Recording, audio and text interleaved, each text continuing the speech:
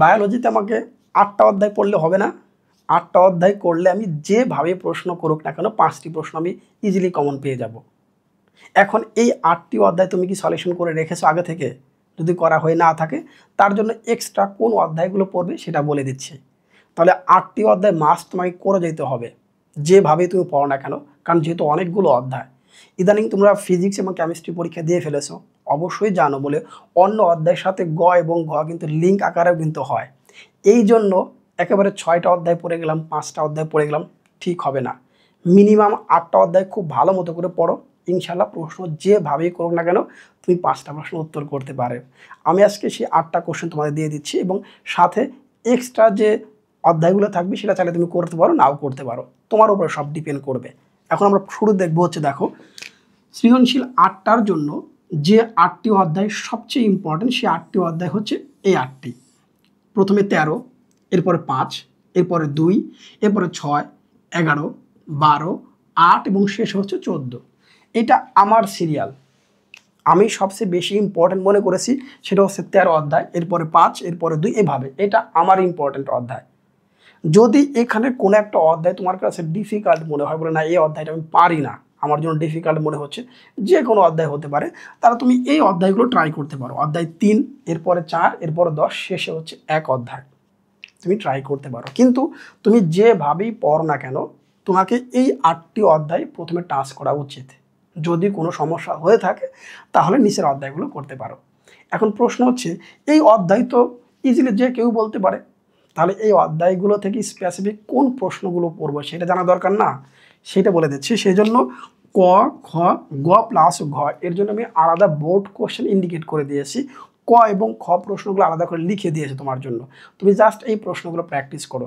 100% তো অনেকেই বলে, একটু পরীক্ষা হলে যাও দেখো 90% নিচে কখনোই হয়নি, হবেও না কখনো। ইনশাল্লাহ এক্সাম হলে গিয়ে নিরাশ হবে না। চলো মূল ভিডিও দেখি। আমরা প্রথমে শুরু করব জীবের পরিবেশ 13 অধ্যায় দিয়ে। আমরা দেখতে পাচ্ছি সম্পূর্ণ বোর্ড বইটি একবার পড়া প্রয়োজন, অর্থাৎ এই অধ্যায়টা বোর্ডের বইয়ে যেভাবে দেয়া আছে সেইভাবে অন্তত একবার পড়ে রাখা উচিত। 1 থেকে 2 বার পড়তে পারলে আরও ভালো হয়। ইতোমধ্যে আমি শিওর তোমরা পড়ে ফেলেছো। এখন সৃজনশীল কয়ের জন্য আমি এখানে প্রশ্ন রেখেছি মোট হচ্ছে 10টি। প্রথম প্রশ্ন দেখতে পাচ্ছ, ট্রফিক লেভেল কি। এইরকম করে মোট 10টি প্রশ্ন রেখেছি। তোমাদের উচিত হবে একটা স্ক্রিনশট রেখে এই প্রশ্নগুলো এখন থেকে লিখে প্র্যাকটিস করা। তাহলে দেখো লাইকেন কি, উৎপাদক কি, ধাঙর কি, শক্তি প্রবাহ কাকে বলে, এরকম মোট 10টি প্রশ্ন। এই 10টি প্রশ্নই আপনি বারবার শিখেন এবং বারবার প্র্যাকটিস করতে থাকেন। 10টির উপরে বেশি গুরুত্ব দিন। এখন দেখি খ নাম্বারের জন্য আরও 10টি প্রশ্ন। এই প্রশ্নগুলো লিখে প্র্যাকটিস করতে পারলে এখন একটু সময় লাগবে লিখে প্র্যাকটিস করাটা, কিন্তু এটা যদি একবার করতে পারো, নোট করে ফেলতে পারো, তাহলে তোমার জন্য খুবই সহজ হবে। অথবা তোমার কাছে সাপ্লিমেন্ট অথবা গাইড অথবা মূল বই, সেখানে প্রশ্নগুলো নাম্বারিং করে দাগিয়ে রাখতে পারো যেন পরবর্তী পেজ মানে কোনো রকমের সময়টা নষ্ট না হয়। তাহলে প্রথম প্রশ্ন ছিল, দেখো খাদ্য শিকল বড় হলে শক্তির অপচয় হয় কেন। আর শেষ প্রশ্নটা বলে দিচ্ছি, মশা এবং ডেঙ্গু ভাইরাস এর মধ্যে কী ধরনের খাদ্য শিকল বিদ্যমান। তাহলে এই প্রশ্নগুলো আপনাকে শিখতে হবে। এই 10টি প্রশ্ন আমি শেখার কথা বলতেছি বারবার, এইটার উপরে বেশি গুরুত্ব দিন। আশা করি এখান থেকে তোমার ক এবং খ প্রশ্নটি কমন পড়ে যাবে, যে বোর্ডেরই শিক্ষার্থী হও না কেন, যেটা গত বছরে ছিল। এখন এই অধ্যায় থেকে আমি মোট 8টি সৃজনশীল প্রশ্ন রেখেছি। দেখতে পাচ্ছ, ঢাকা, কুমিল্লা, চট্টগ্রাম 2024-এর প্রশ্ন, ঢাকা, সিলেট, চট্টগ্রাম, বরিশাল 2020-এর 4টা প্রশ্ন এবং ঢাকা বোর্ড 17-এর 8টা প্রশ্ন। এই টোটাল হচ্ছে 8টি প্রশ্ন। এই 8টি প্রশ্নে কোন টপিককে বেস করে পরীক্ষায় বারবার দিয়েছে ওই টপিকটা বেশি বেশি গুরুত্ব দাও। একেবারে সেম প্রশ্ন পরীক্ষায় আসবে উদ্দীপক সহ, এইটা ভাবা কিন্তু বোকামি। তোমাকে বুঝতে হবে কমন বলতে কি বোঝাচ্ছি। আমি এখানে যে 8টি প্রশ্ন দিয়েছি, আমি কোন টপিকগুলো সিলেক্ট করে প্রশ্নগুলো সিলেক্ট করেছি, তাহলে সেই টপিকগুলো তোমার কমন পড়বে একবারে সেম টু সেম। যারা বুঝতে পারছো সাজেশনের উদ্দেশ্য, অবশ্যই তারা ইতিমধ্যে বুঝে গেছে এটা কীভাবে পড়তে হবে, এবং সেই সব শিক্ষার্থী কিন্তু বোর্ড পরীক্ষায় গিয়ে 100% কমন পেয়ে যায়। অনেকের ডিরেক্ট মুখস্থ করতে যাচ্ছে বলে এই কোশ্চেনটা এভাবেই থাকবে না, ওইখানে যে টপিকটা আসছে হয়তো সিনারিওটা চেঞ্জ হয়ে আসবে। আচ্ছা, আমরা পরের অধ্যায় চলে যাচ্ছি প্রিয় শিক্ষার্থী। আর একটা সবচেয়ে কমন অধ্যায়, পঞ্চম অধ্যায়। অনেকে এই অধ্যায়টা অনেক প্রশ্ন মনে করে বাদ দিতে চাও, কিন্তু আমি মনে করি বোর্ড বইটা একবার রিডিং পড়ে ফেলো। যখন এটা রিডিং পড়া হয়ে যাবে তখন তোমার জন্য কয়ের জন্য আমি 14টা প্রশ্ন দিয়েছি। ছোট ছোট প্রশ্ন, কিন্তু প্রশ্ন অনেক বেশি দিয়েছি কেন, যেন কোনো মতে তোমার এখানকার একটা প্রশ্ন যেন মিস না হয়। প্রত্যেকটা প্রশ্ন যেন তুমি এখানে পড়ে গিয়ে বলতে পারো না আমি প্রশ্ন পড়ে আসছি, আমার সবগুলো কমন আসে। ডাইব্যাক কি, অ্যানামেল কি, রাফেজ কি, গন্ডগোল, খেয়াল করে দেখো গলগণ্ড কি, বলছে মাইক্রো উপাদান কি, এইরকম মোট প্রশ্ন হচ্ছে 14টি। শেষে আরও দেখো 3টি আছে দেখো, তাহলে এই প্রশ্ন হচ্ছে মোট 14টা। তাহলে খেয়াল করে দেখো 14টি প্রশ্ন অবশ্যই তোমাদের খুব ভালো মতো প্র্যাকটিস করা উচিত। এবার আমরা দেখি হচ্ছে খ নাম্বারের জন্য। খ নাম্বারের জন্য প্রশ্ন হচ্ছে 11টি প্রশ্নের মধ্যে প্রথম প্রশ্ন হচ্ছে শস্য স্যালাইন কিভাবে তৈরি হয়, এইটা হচ্ছে প্রথম প্রশ্ন। দ্বিতীয় প্রশ্ন হচ্ছে অগ্নাশয়কে বলছে মিশ্র গ্রন্থি বলা হয় কেন। তাহলে এখান থেকে শুরু করে টোটাল প্রশ্ন হচ্ছে 11টি। একটু স্ক্রিনশট রেখে দাও এবং এই প্রশ্নটা বারবার তোমরা পড়তে থাকো। আমি সেম এই ভিডিওটি আমার Facebook page SSC HSC BD by Raju Ahmed, সেটার লিঙ্কটা ফার্স্ট কমেন্টে দেওয়া আছে, সেখানে তোমরা এই ভিডিওটি পাবে। অনেক সময় আমি এই প্রশ্নগুলি স্ক্রিনশট সেখানে শেয়ার করি, সবসময় দিতে না পারলেও ম্যাক্সিমাম সময় আমি স্ক্রিনশটগুলো শেয়ার করি, পরীক্ষার আগে হলেও অন্তত দেওয়ার চেষ্টা করি, তাহলে তোমরা সেখানেও কিন্তু দেখতে পারো। আচ্ছা, এখন এই অধ্যায় সৃজনশীলের জন্য আমরা দেখতে পাচ্ছ ঢাকা, কুমিল্লা, চট্টগ্রাম, ময়মনসিংহ 24-এর 4টা প্রশ্ন, ঢাকা, যশোর, কুমিল্লার 23-এর 3টা প্রশ্ন এবং ঢাকা বোর্ড 22-এর হচ্ছে 1টি প্রশ্ন। এই টোটাল হচ্ছে 8টি প্রশ্ন তোমাকে প্র্যাকটিস করতে হবে। এবার আমরা আসবো হচ্ছে দ্বিতীয় অধ্যায়, যেটা আছে জীবকোষ এবং হচ্ছে টিস্যু। এই অধ্যায়টাও কিন্তু ইম্পর্টেন্ট চলতি বছরের জন্য। প্রথমে বোর্ড বই থেকে অর্থাৎ আমাদের টেক্সট বুক থেকে সম্পূর্ণ অধ্যায়টা একবার রিডিং আমরা পড়ে ফেলি। রিডিং পড়ার পর দেখো আমি কয়ের জন্য এখানে প্রশ্ন রেখেছি 15টি, কারণ আগেই বলেছি বলে এই অধ্যায়ের প্রশ্ন কিন্তু অনেক বেশি হবে, কারণ ছোট ছোট প্রশ্ন কিন্তু। এখন দেখো তাহলে একেবারে 1 নাম্বার থেকে শুরু করে আমরা প্রশ্ন পাচ্ছি মোট 15টি। তোমাকে স্ক্রিনশট দিয়ে এটাকে বারবার শিখতে হবে। প্রশ্ন এখন একটু বেশি দিচ্ছি, টেস্ট পরীক্ষার আগে দিচ্ছি, যেহেতু টেস্ট পরীক্ষার জন্য পড়বে, এসএসসি পরীক্ষার জন্য প্রিপারেশন নিবে, তার মানে এই প্রশ্নগুলো বারবার রিডিং পড়তে তোমার কিন্তু এটা আয়ত্তে চলে আসবে। একবার পড়লেই হবে কিন্তু এরকম কিন্তু না। কেউ তোমাকে কিন্তু প্রশ্ন দিবে না, অধ্যায় বলে দিচ্ছে, কিন্তু প্রশ্ন তোমাকে কে দিবে? এই প্রশ্নগুলো সিলেক্ট করা এত সহজ কাজ নয়।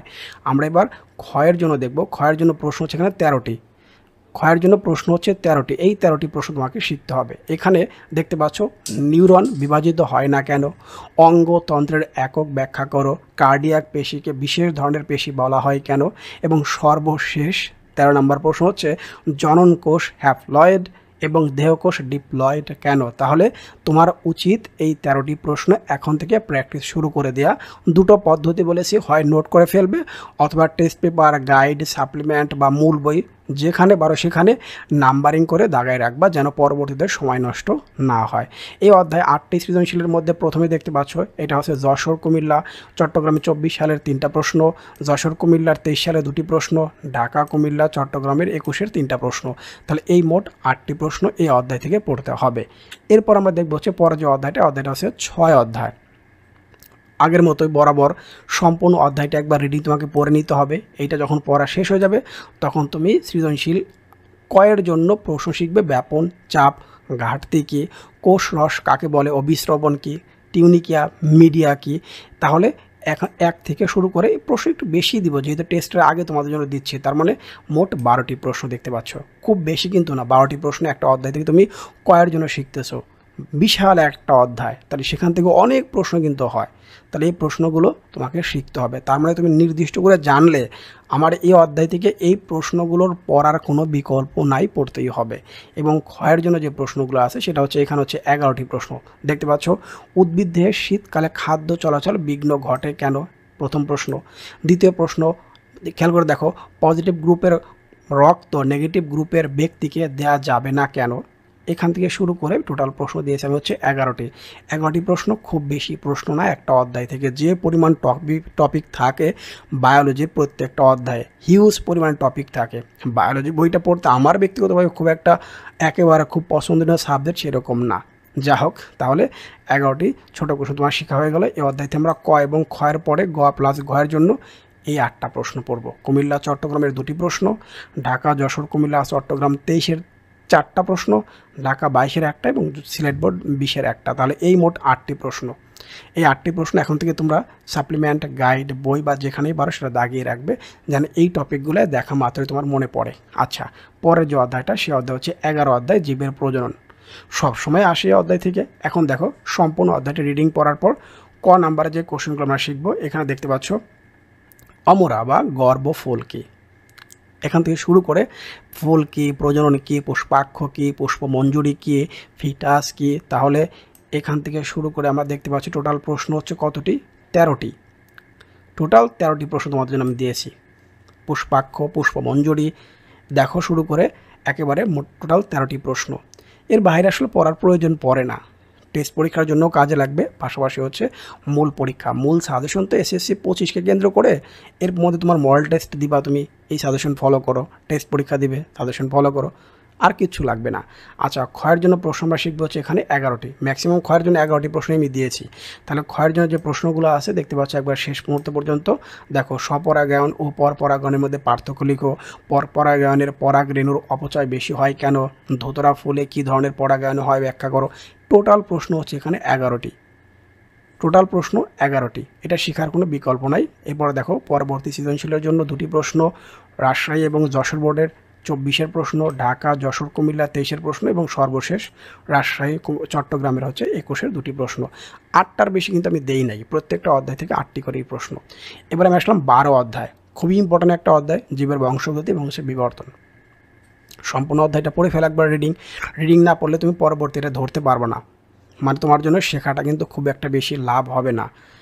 দেখো অ্যালিল কাকে বলে, বংশগতি কাকে বলে, এবার নিউক্লিওটাইড কাকে বলে, অটোজম কি, কালার ব্লাইন্ড কি, এখান থেকে শুরু করে টোটাল প্রশ্ন হচ্ছে মোট 14টি। টেস্টটা আগে দিচ্ছি বলে প্রশ্ন একটু বেশি হচ্ছে, অনেকে বেশি মনেই করতে পারো। 6টা 7টা করে কিন্তু দেওয়া যায়, কিন্তু সেটা একদম পরীক্ষার আগে। এগুলো তোমাকে শিখতেই হবে এই প্রশ্নগুলো। এরপরে ক্ষয়ের জন্য প্রশ্ন দেখো, ক্ষয়ের জন্য প্রশ্ন এখানে একটু বেশি। বিবর্তন তত্ত্বের ভিত্তিতে কিভাবে নতুন প্রজাতির সৃষ্টি হতে পারে, রক্তের লোহিত রক্তকণিকায় এক অস্বাভাবিক বা বলছে অবস্থাজনিত রোগ কোনটি ব্যাখ্যা করো, প্রাকৃতিক নির্বাচন মতবাদ কি ব্যাখ্যা করো, জৈব বিবর্তন কি, শুরু করে একবার লাস্ট পর্যন্ত ডিএনএকে বংশগতির রাসায়নিক ভিত্তি বলা হয় কেন। এই প্রশ্ন হচ্ছে 11টি, প্রশ্ন হচ্ছে 12টি টোটাল দেখতে পাচ্ছি আমরা এই অধ্যায় থেকে। এবং সৃজনশীল আগের মতোই বরাবর প্রশ্ন হচ্ছে দেখো এখানে 8টি প্রশ্ন আগের মতোই। রাজশাহী, যশোর 2024-এর প্রশ্ন, ময়মনসিংহ বোর্ড 23, ঢাকা, যশোর, দিনাজপুর, চট্টগ্রাম, কুমিল্লার 21-এর প্রশ্ন। 8টার বেশি প্রশ্ন কিন্তু হবেই না। আচ্ছা, এরপর দেখো অধ্যায় 8 চলে আসলাম, রেশন প্রক্রিয়া। এই অধ্যায়টা তুলনামূলকভাবে সবচেয়ে সহজ অধ্যায় আমার কাছে মনে হয়, আমার কাছে ভালো লাগে এই অধ্যায়টা পড়তে। আচ্ছা, সম্পূর্ণ অধ্যায়টি একবার রিডিং পড়ার পর আমরা কয়ের জন্য শিখবো মোট 10টি প্রশ্ন। নেফ্রন কি এবং লাস্ট হচ্ছে রেশন তন্ত্র কি, এই মোট 8টি প্রশ্ন। হাইলাম কি, ডায়ালাইসিস কি, এবার আছে ইউরোক্রোম কি, রেশন বা রেশন পদার্থ কি, রেশন কি আর রেশন পদার্থ কি একই কথা। আচ্ছা, এরপরে হচ্ছে দেখো এখানে কিন্তু খ হবে, এটা কিন্তু খ হবে, তোমরা বুঝে নিবা। ক্ষয়ের জন্য প্রশ্ন হচ্ছে দেখো এখানে প্রশ্ন হচ্ছে 11টি, এইটা খ হবে, তোমরা বুঝে নেবে, এটা কিন্তু খ হবে। তাহলে এখানে প্রশ্ন কিন্তু 11টি। এই 11টি প্রশ্ন তোমার জন্য ইম্পর্ট্যান্ট এই অধ্যায় থেকে। এর বাইরে থেকে আসবে না, শিওর থাকো। এর বাইরে থেকে আসলে সৃজনশীলে সেই টপিকটা তোমার পড়া হয়ে যাবে, অর্থাৎ সৃজনশীল দিয়েও তুমি সেটা আনসার করতে পারবে, ভয়ের কোনো কিছু নাই। তাহলে এবং এখানে 3 নম্বর কোশ্চেনটা খুবই ইম্পর্ট্যান্ট। টিস্যু ম্যাচ বলতে কী বোঝে, ইদানিং পরীক্ষায় বেশি আসে, মানে কিডনি স্থাপন করার ক্ষেত্রে এটা খুব বেশি আসে ইদানিং পরীক্ষায়। তাহলে 11টি প্রশ্ন তোমরা শিখে ফেলো, একেবারে 1 থেকে 11টি স্ক্রিনশট দিয়ে রেখে এখন থেকে লেখা শুরু করে দাও। হয়ে গেল আলহামদুলিল্লাহ। এবার দেখি আমরা সৃজনশীল গ প্লাস ঘয়ের জন্য এখানে প্রশ্ন দেখতে পাচ্ছ মোট এখানে 8টি, বরাবরের মতোই 8টার বেশি কিন্তু হবে না। 24 সালে এই অধ্যায় থেকে 3টা প্রশ্ন আসছে। এখন দেখবো আমরা পরের যে অধ্যায়টা, সেই অধ্যায় হচ্ছে 14 অধ্যায়। এই অধ্যায়টা তুলনামূলকভাবে সহজ, এটা দিয়ে শুরু করতে পারো, সমস্যা নাই। এখান থেকে অনেক সময় সম্পূর্ণ প্রশ্ন না দিলে গ অথবা ঘ দিবে, অথবা ক এবং খ দিবে, অর্থাৎ 14 এবং 13 অধ্যায় দুটো পড়ে রাখা অবশ্যই যুক্তিসঙ্গত। এখানে কয়ের জন্য প্রশ্ন দেখতে পাচ্ছ, প্রশ্ন হচ্ছে মোট 10টি। আবার ক্ষয়ের জন্য প্রশ্ন এখানে কিন্তু খ হবে, এটা কিন্তু খ হবে, আলটিমেটলি খ চেঞ্জ করা হয় নাই, এখানে 2বার খ হয়েছে, এটা কিন্তু খ হবে, বুঝে নিবা। আর যে লাইগেস বলতে কী বোঝো, জীব প্রযুক্তি বলতে কী বোঝো, টিস্যু কালচার বলতে কী বোঝো, এখান থেকে শুরু করে টোটাল 9টি প্রশ্ন, এটা হচ্ছে ক্ষয়ের জন্য খ। এরপর দেখবো সৃজনশীল প্রশ্ন বরাবর মতে হচ্ছে সেই 8টি। এখান থেকে 24 সালের প্রশ্ন দেখো 5টা আসছিল, 5টি 24 সালে এই অধ্যায় থেকে পরীক্ষায় প্রশ্ন আসছে।